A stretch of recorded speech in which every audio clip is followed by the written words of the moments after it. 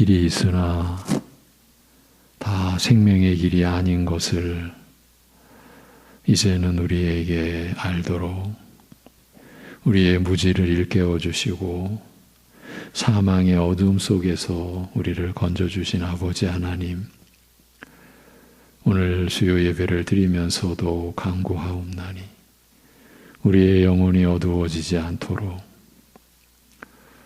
우리 스스로 우리의 심령을 지킬 수 없음을 주님 앞에 아뢰고 고백하며 은혜를 구하옵나니 아버지 하나님의 선하신 뜻 가운데서 성령께서 늘 말씀으로 우리의 영혼을 밝혀주셔서 우리가 생명의 길로 주 예수 그리스도를 따르며 살아갈 수 있게 하여 주시옵소서.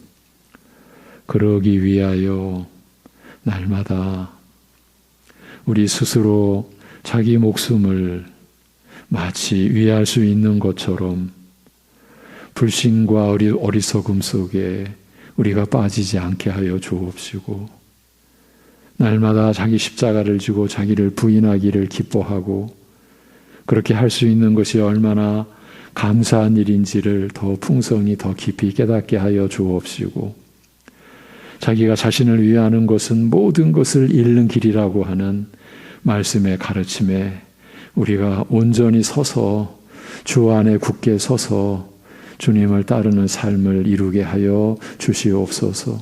아버지 하나님, 우리를 향하신 선택의 목적이 우리를 구원하사 하나님을 닮아가는 자로 세우시는 것이며 그러기에 우리로 하여금 날마다 하나님의 사람으로 하나님의 자녀로 자라기를 기뻐하시는 그 뜻을 우리가 붙잡을 수 있게 하여 주옵소서. 우리가 살아가는 우리의 목적, 현실에 우리가 감당해야 될 부분이 분명히 있음에도 하나님께서 우리에게 주신 그 선하신 뜻을 늘 분별하고 그 하나님의 인도하심을 우리가 따를 수 있는 삶이 되게 하여 주옵소서. 그러기 위하여 오늘도 우리에게 말씀하여 주실 때에 성령께서 우리의 귀를 주장해 주옵시고 우리의 마음과 생각을 주장하여 주셔서 다스려 주셔서 말씀을 받을 수 있는 주의 말씀이 우리 안으로 들어오는 그러한 선한 역사, 생명의 역사를 경험하는 이 시간이 되게 하여 주시옵소서. 이스라엘을 향하여 내 말이 너희 안에 거할 곳이 없다라고 하신 그 두려운 처지에 우리가 거하지 않게 하여 주시옵소서. 예수님의 이름으로 기도하옵나이다. 아멘. 누가복음 14장 25절에서 35절. 자기 목숨까지 미워하지 아니하면, 이 제목입니다. 누가복음 14장 25절에서 35절 본문입니다. 자기 목숨까지 미워하지 아니하면, 이 제목입니다.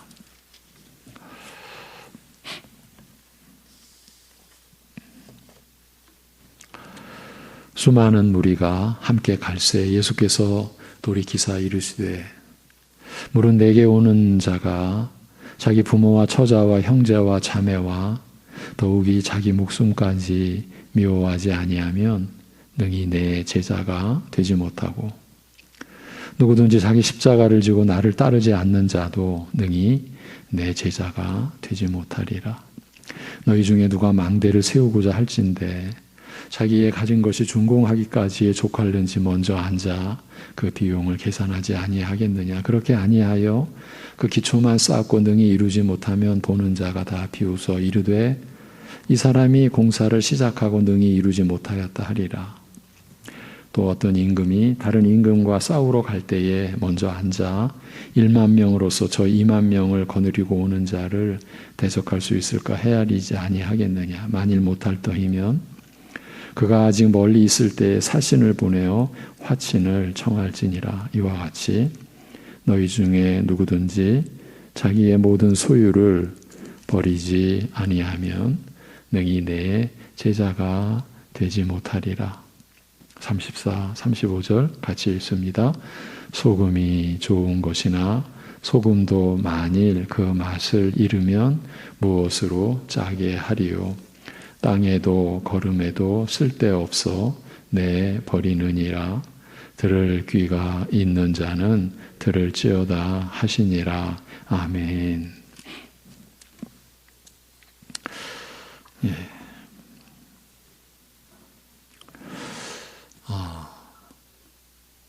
이제 어떤 분들은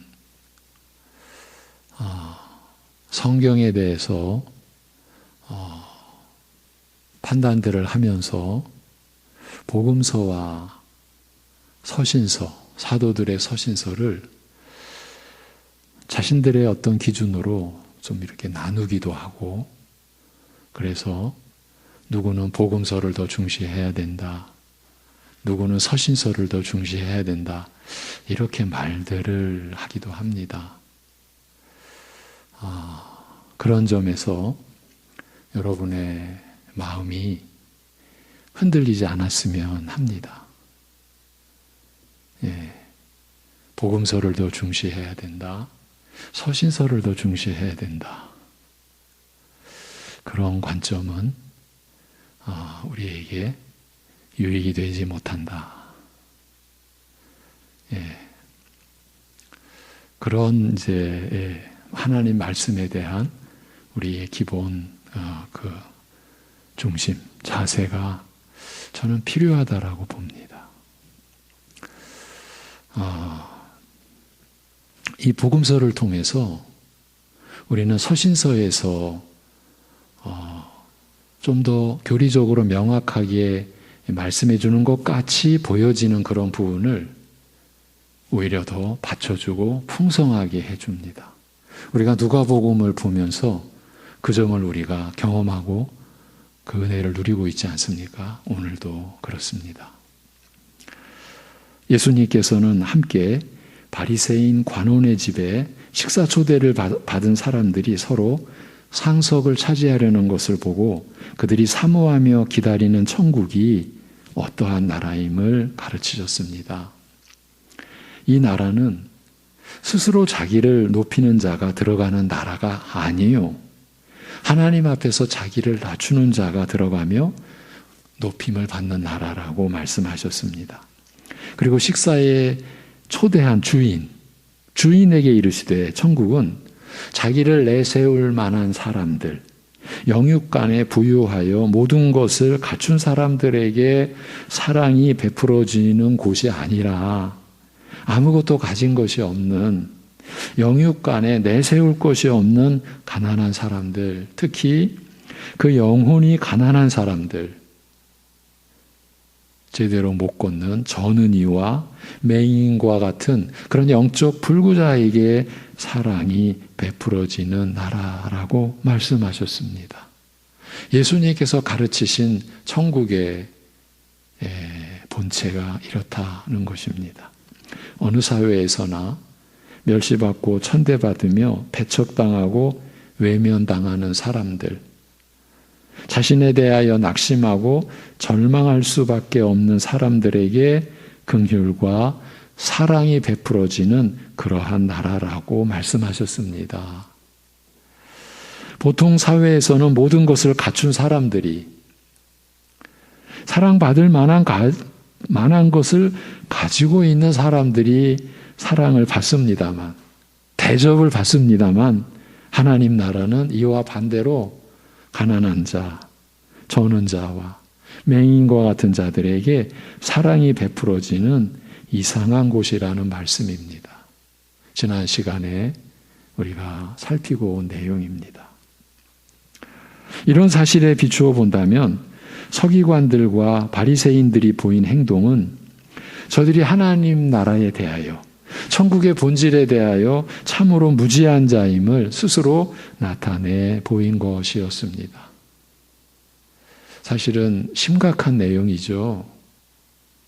우리가 그냥 들으면서 그렇구나 이렇게 건성 넘어갈 수 있는 내용이 아니죠. 예. 우리의 깊은 곳을 살피지 않으면 안 되는 말씀입니다. 함께 식사하던 사람 중 하나가 예수님의 말씀이 천국에 관한 말씀임을 짐작하고 천국의 즐거움에 참여하는 자가 복되다고 외치자 예수님께서는 저들이 천국에 대하여 오해하고 있는 바를 더 깊이 드러내어 알리고자 하셨습니다. 이것이 하나님의 긍휼이시죠. 인자하심인 거죠. 즉 천국 잔치에 초청을 받은 사람들이 천국 잔치의 가치와 귀중함을 알지 못하고 주인의 초청을 거절하고 외면함으로 성읍의 골목골목을 다니며 가난한 자와 몸 불편한 자들을 불러 잔치에 들어오게 하며 더 나아가서 울타리 밖에 있는 자들까지 불러 잔치 자리를 채우게 될 것이라 하셨습니다. 이스라엘이 하나님의 나라를 약속받고 이를 기다려왔음에도 불구하고 그 중에서 자타가 의롭고 경건하다 인정하는 사람들이 천국 잔치의 부름을 받고서도 참석하기를 거절하였습니다. 천국이 너희에게 임하였다라고 외치시는 그리스도의 부르심과 초청을 제사장들과 장로들과 서기관들과 바리새인들이 앞장서서 배척하고 외면하였습니다.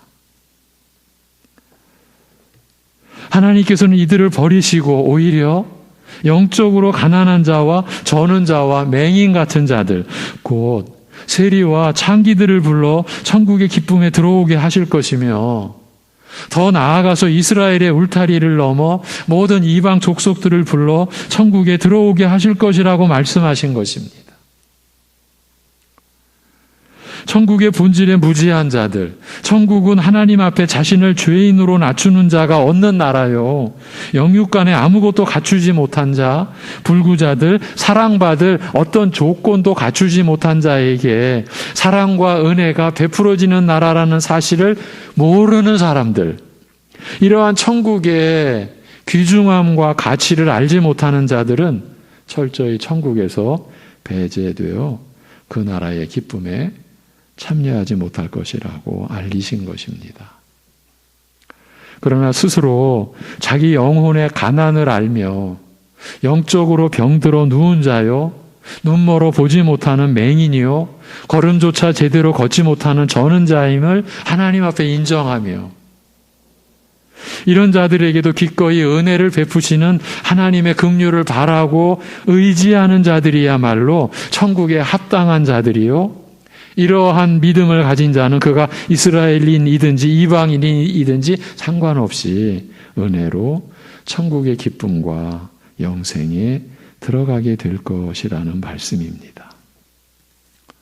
천국은 스스로 자기를 내세워 의롭다고 자랑하는 교만한 자는 낮추임을 받고 외면당하며 오히려 자신을 죄인으로 낮추는 자를 하나님께서 높이시는 이상한 나라인 것입니다.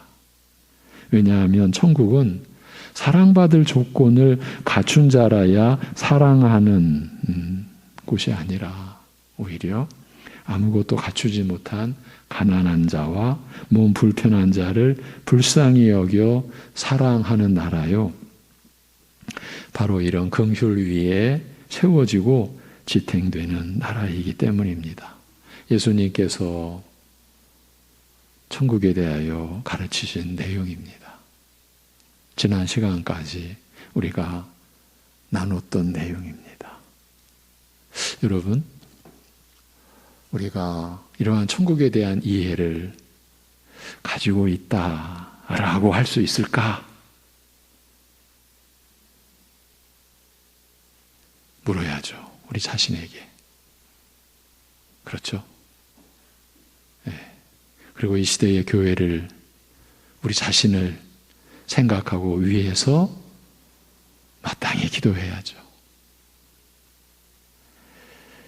그러므로 오히려 자신을 죄인으로 낮추며 하나님의 은혜를 바라고 의지하는 자가 이런 천국에 합당한 자로 여김받고 그 나라에 들어가게 되는 것입니다. 우리의 신앙생활이 진정 주님을 의지하는 그런 모습인가? 예. 오늘 말씀은 이러한 천국의 본질과 성격에 대하여 더 깊이 구체적으로 가르치신 말씀입니다. 그러니까 천국에 대한 가르침이 더 깊어가고 있는 거예요.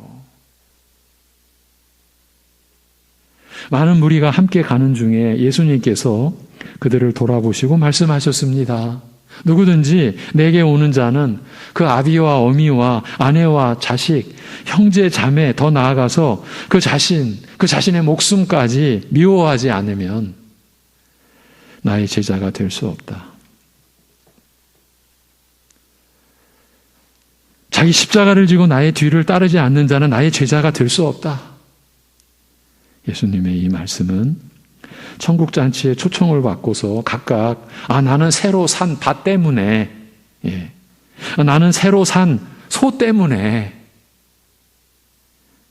나는 새로 얻은 아내 때문에 라고 거절한 자들, 즉 밭이나 가축, 아내를 천국보다 더 가치 있고 소중한 것으로 생각하고 천국을 배척한 자들을 의식한 말씀이라 할 수 있습니다. 그 앞에서 일어난 일이죠. 이들에게는 천국이 밭이나 가축이나 아내보다, 가족보다 가치가 없는 것들이었습니다. 그런데 예수님께서는 나에게 나아오는 자, 내게서 천국을 얻고자 하는 자, 영생의 은혜를 입고자 하는 자는 부모와 처자와 형제 자매를 미워해야 한다고 말씀하셨습니다. 여러분, 화평의 하나님이라는 계시를 주시면서도 나는 이 세상에 내가 검을 주러 왔노라 이렇게도 말씀하시죠. 너희가 나를 사랑하고 서로를 사랑하는 것이 너희에게 준 유일한 계명이라 이렇게 말씀하시면서도 여기서는 또 부모와 처자와 형제 자매까지도 미워해야 한다. 사실은 예수님의 이 말씀의 그 요점은요, 자기 목숨까지 미워해야 한다라는 지금 여기에 이르게 하시기 위한 가르침이에요. 이것은 우선 나와 가장 가까운 자들, 내 생명보다 더 소중한 자들, 아니 천하보다 더 중요한, 더 소중한 나 자신보다 천국을 더 귀하고 소중하게 여겨야 한다는 것을 뜻합니다. 나 자신보다, 천하보다 더 소중한 나 자신보다. 그러니까 한 인간이 자기를 사랑하는 거에 대해서, 이것은 은혜 안에서의 그 자기를 귀하게 여기는 거하고 다르게 본래의 그 죄의 본성으로 자기를 사랑하는 거에 대해서 제가 지난 시간 생애의 어느 시점에서든지 자기 자신을 볼 수 있는 그러한 은혜를 구하라고 말씀을 드렸죠. 우리가 얼마나 지독하게 자기를 사랑하고 있는지, 그것 때문에 우리가 얼마나 병적인 모습을 나타내고, 그것 때문에 사실은 서로에게 상처를 주고 가족에게 아픔을 주는 일이 일어나는 거예요. 원인을 몰라요. 그런데 하나님의 은혜로 우리의 심령이 비추임 받을 때, 내가 지독히 나를 사랑해서 이런 고통을, 나 스스로도 그렇고 가까운 사람들에게도 이런 고통을 주는구나. 그런 기회를 반드시 가질 수 있어야 한다라는 말씀을 지난 시간 드렸어요. 지금 그와 관련된 내용이에요. 천하보다 더 소중한 나 자신보다, 내가 나 자신을 사랑하는 것보다 천국을 더 귀하고 소중하게 여겨야 한다. 지금 이 말씀을 하신 거예요. 그러나 이 말씀은 단순히 천국의 가치는 내게 소중한 그 어떤 것보다 우선한다라는 사실, 즉 천국의 귀중함과 그 가치에 대해서만 말씀하신 것은 아닙니다. 더 나아가서 천국을 얻고자 하는 자에게 요구되는 어떤 자세를 가르치고 있는 것입니다. 그리스도 안에서 천국을 얻고자 하는 자는 그에게 있어서 소중한 것들, 심지어 자기 자신까지 부인해야 한다라는 사실을 알리고자 하는 것입니다. 이를 달리 표현하시되 자기 십자가를 지고 나의 뒤를 따라야 한다고 하셨습니다. 예수님께서 그의 십자가를 지신 것과 같은 자세로 자기를 부인해야 한다라는 것입니다. 그리스도 안에서 천국을 얻고자 하는 자에게는 이러한 자기 부인이 필수적으로 요구된다라는 말씀입니다. 저는 그렇게 생각합니다. 우리를 향한 하나님의 그야말로 날이 갈수록 더 소중한 말씀들 가운데에서 이러한 내용이 우리에게 가장 기본적이고 근본적으로 주어져야 한다. 이런 말씀 우리가 받을 수 있어야 한다. 28절 이하에서 예수님께서는 신자에게 요구되는 이러한 자세에 대하여 두 가지 비유를 들어 설명하셨습니다. 첫 번째 비유는 이런 내용입니다. 너희 중 어떤 사람이 망대를 지으려 한다 하자. 그러면 그는 먼저 앉아서 건축 비용을 계산하여 과연 자신이 이 망대를 완성할 때까지 들어갈 비용을 감당할 수 있는지 따져보지 않겠느냐. 기초만 놓고 망대를 완성하지 못할 경우 모든 사람들이 이르되 이 사람이 건축을 시작하기만 하고 완성하지는 못하였다고 비웃으리라. 이런 조롱을 받지 않기 위해서는 처음부터 그 비용을 계산해 보아야 할 것이라. 이어서 또 다른 비유를 말씀하셨습니다. 더 심각한 비유죠. 만일 어떤 왕이 다른 왕과 더불어 전쟁을 벌일 경우 그는 우선 앉아서 나의 1만의 병력으로 2만의 병력을 가진 상대와 맞설 수 있겠는지 깊이 생각해 볼 것이며 만일 승산이 없으면 아직 상대가 멀리 있을 때에 사자를 보내어 화친하려 할 것이라. 이 비유들은 만일 어떤 일을 경영하려 할 때 일을 시작하기 전에 먼저 그 일이 어떤 일이며 무엇이 필요한지 내가 감당할 수 있는 일인지 만일 감당할 자신이 없다면 그 대비책까지 마련하여야 한다라는 뜻의 비유들입니다. 일의 내용과 본질을 잘 파악하고서 사후 대비책까지 면밀히 따져본 다음에야 신중하게 결정을 내려야 할 것을 가르치는 비유들인 것이죠. 그렇죠? 예. 망대를 짓는 일이나 전쟁을 수행하는 일이나 비유의 뜻을 구체적으로 설명하자면 그리스도에게 나아가 천국을 얻고자 하는 자는 영생의 은혜를 입고자 하는 자는 그가 얻고자 하는 천국, 그가 이루고자 하는 영생이 무엇인지 그 본질을 바로 파악해야 하며 이러한 은혜에 이르기 위해서 요구되는 것이 무엇인지 만일 내가 감당할 수 없는 요구라면 그 대비책을 강구한 후에 일을 시작해야 한다는 말씀이지요. 천국이 무엇인지 그 본질을 제대로 알지도 못하고 또 천국을 얻기 위해 요구되는 것이 무엇인지도 모르고 엄벙덤벙 적당히 시작했다가 나중에 가서야 무언가 잘못됐다. 도저히 나로서는 감당할 수 없구나 하고 포기해 버린다면 아예 시작하지 않느니만 못하다 남의 비웃음만 사게 되리라는 말씀입니다. 그러면 천국을 얻기 위해 요구되는 것이 무엇인가요? 영생에 이르기 위해 치러야 할 대가가 무엇입니까? 예수님께서 말씀하시기를 내게 있는 모든 것을 다 포기하지 않으면 다 버리지 않으면 결코 내 제자가 될 수 없다고 하셨습니다. 내게 가장 소중한 것들, 그러니까 자기 자신에게 가장 소중한 것들, 부모와 처자와 형제 자매와 전토, 논밭, 심지어 자기 자신까지, 나 자신까지 버려야 한다. 말하자면요, 나의 전부를 포기해야 한다라는 말씀입니다. 예수님께서는 다른 곳에서 같은 내용에 대해서 가르치시기를 천국은 마치 값진 최상의 진주를 발견한 상인이 가서 자기 모든 소유를 다 팔아 이 진주를 사는 것과 같다라고 하셨어요. 기억나시죠? 또한 밭에서 보물을 발견한 농부가 자기 모든 소유를 다 팔아 그 밭을 사는 것과 같다라고 하셨습니다. 이것은 모두 천국을 얻는 자세에 관한 말씀입니다. 모든 것을 다 팔아서 그 진주를, 그 밭을 사는 거예요. 그 가치, 그 진주의 가치가 자기의 모든 것을 다 팔아도 어쩌면 감당이 안 되는 것, 그걸 알기 때문인 거죠. 그래서 어떤 이들은 이 말씀의 의미를 그리스도를 위해 나의 모든 것을 희생해야 한다는 뜻으로 이해합니다마는, 그러나 여기에서 말씀하는 자기 부인은 이보다 더 깊은 뜻을 가지고 있습니다. 내게 있는 모든 소유를 포기해야 한다는 말씀은 재물과 세상을 향한 욕심과 야망을 포기해야 한다는 뜻만이 아닙니다.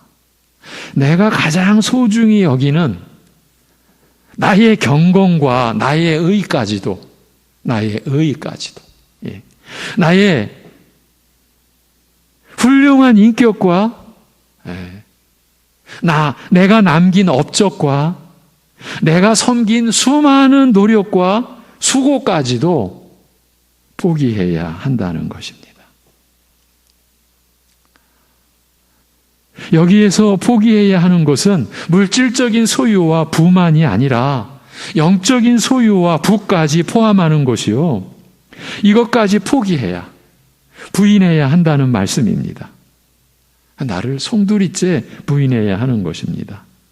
왜냐하면요, 내가 소유한 그 어떤 것도 천국을 살 수 있을 만큼 가치 있는 것이 없기 때문입니다.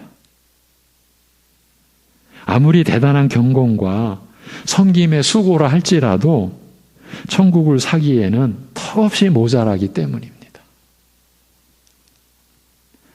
내가 가진 것으로는 천국을 살 수 없기 때문입니다.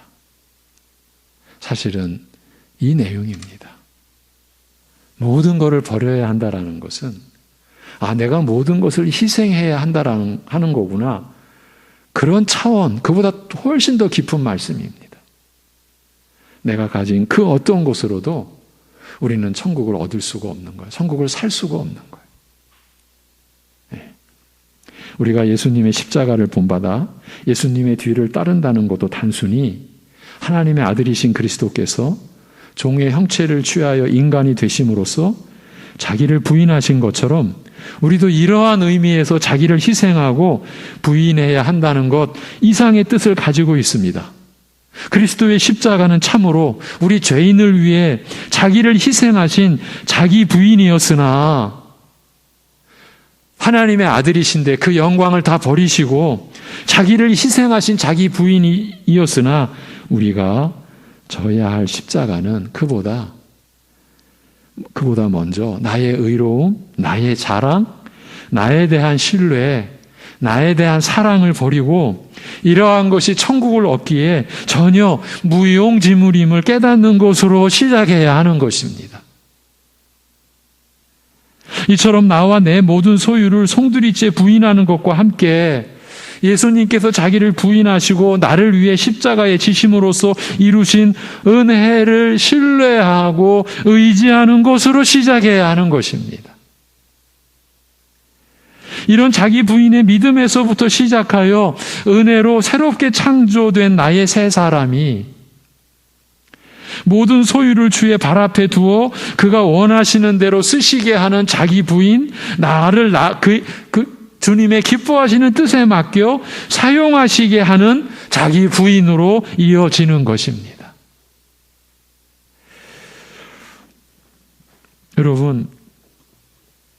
여러분과 제가 많이 나눈 말씀 가운데 우리 저나 여러분이나 생애 말년에 꼭 이러한 신앙 고백으로 주님 앞에 이르러야 되고 서야 된다라고 하신 것 혹시 기억나십니까?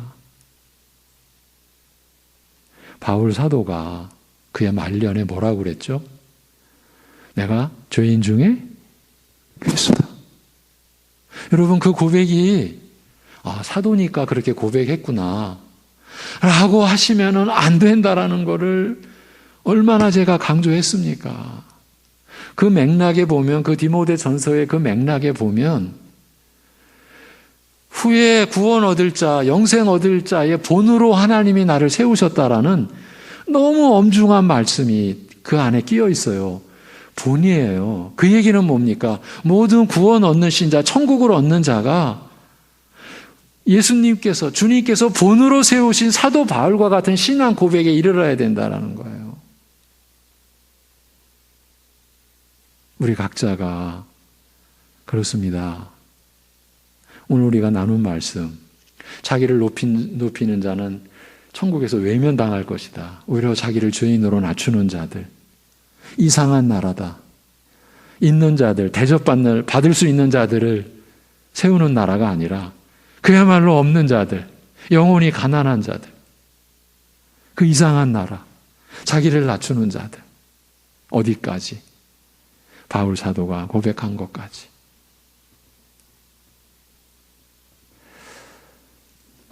제 개인적인 요즘에 마음의 좀 어두움과 어려움입니다.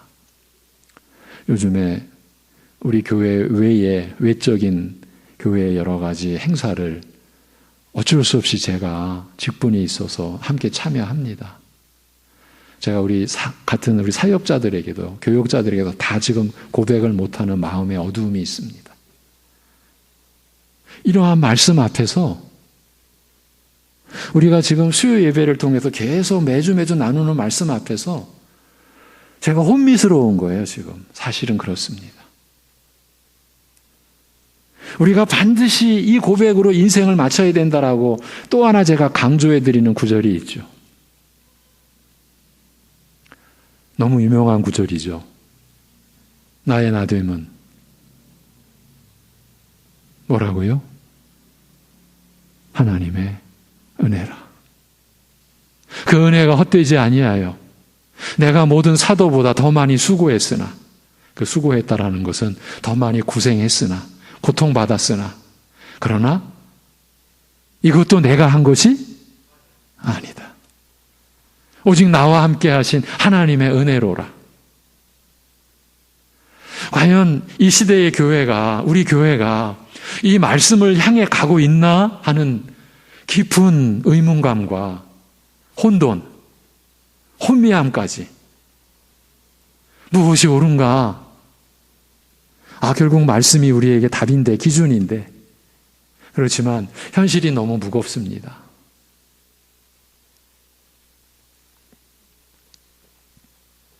오늘 과연 우리가 내가 가장 소중히 여기는 나의 경건과 나의 의까지, 나의 인격과 내가 남긴 업적과 내가 섬긴 수많은 노력과 수고까지도 과연 부인할 수 있을까?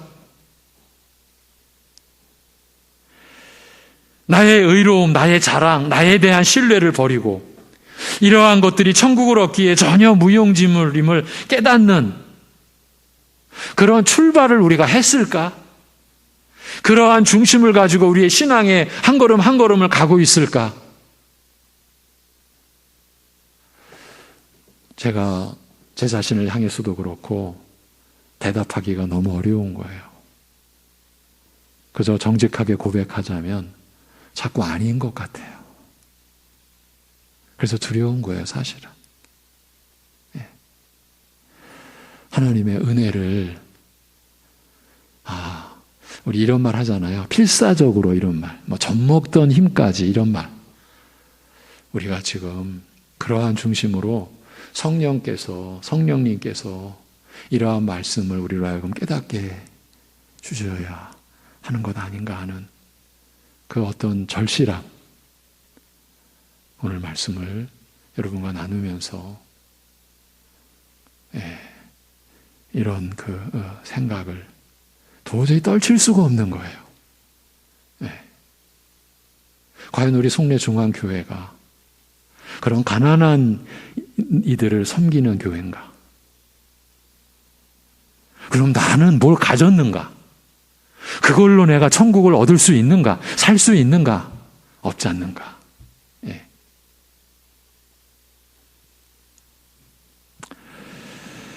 여러분, 우리가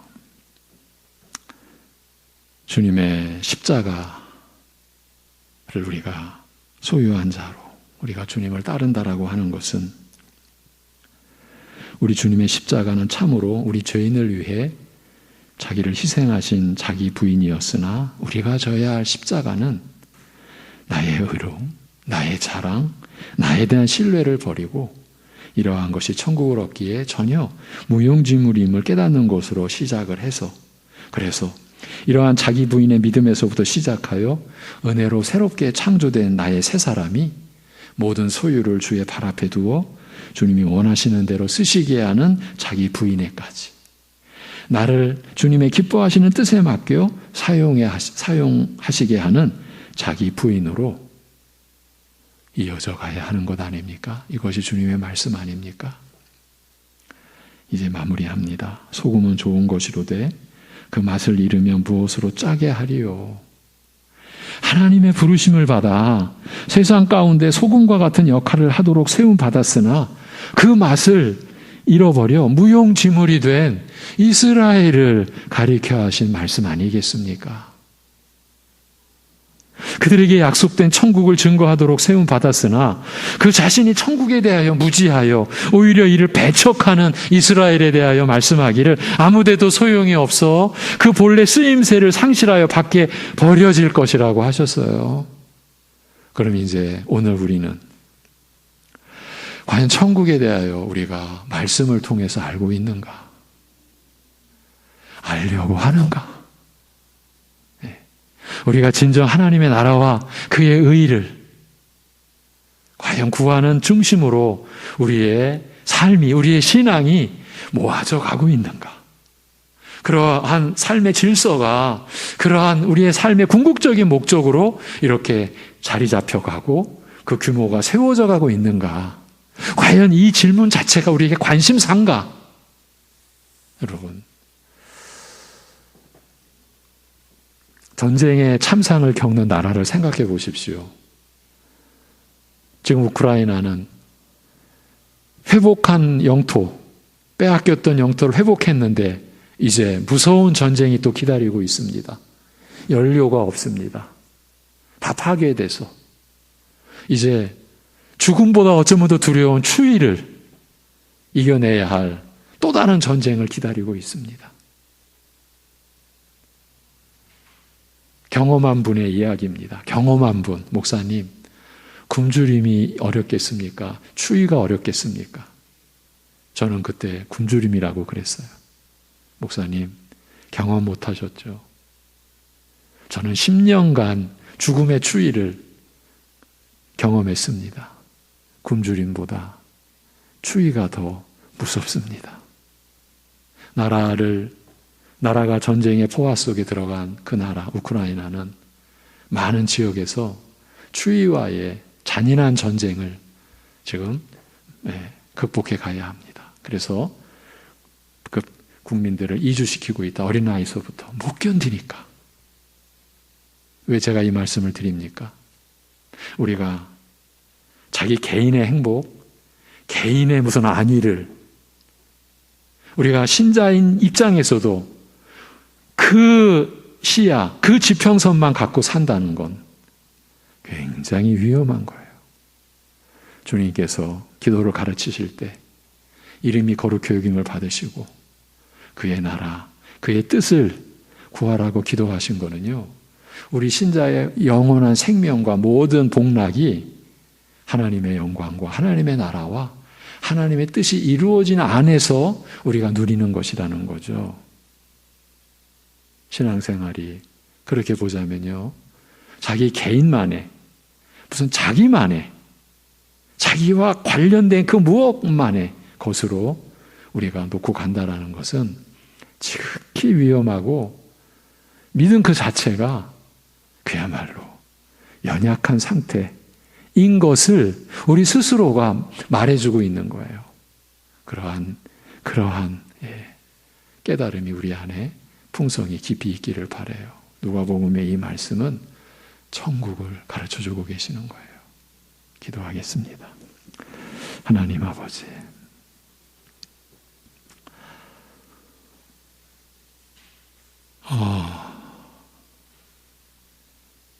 이러한 우리를 긍휼히 여겨 주셔서 떨리는 심정이지만 감사드립니다. 그러면서 또한 구하옵나니 이러한 우리를 긍휼히 여겨주셔서 우리에게 생명의 빛을 비춰주셔서 우리가 어떤 처지에 영적으로 놓여 있는지 밝히 보여주옵시고 우리가 무엇을 구하고 무엇을 위해 기도해야 하는지 그럴 우리가 어떠한 때에 우리가 놓여 있는지 깨닫는 역사가 우리 안에 일어나게 인도하여 주시옵소서. 아버지 하나님, 주님께서 그 제사장들, 그 서기관들, 그 바리새인들, 그 영적 지도자들의 허구,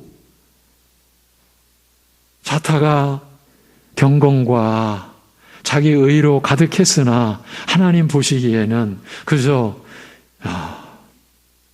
멸망의 길로 추락해 가고 있는 것이 그들의 진실이었는데 오늘 우리는 어떠한지 우리 자신을 보게 하여 주옵소서.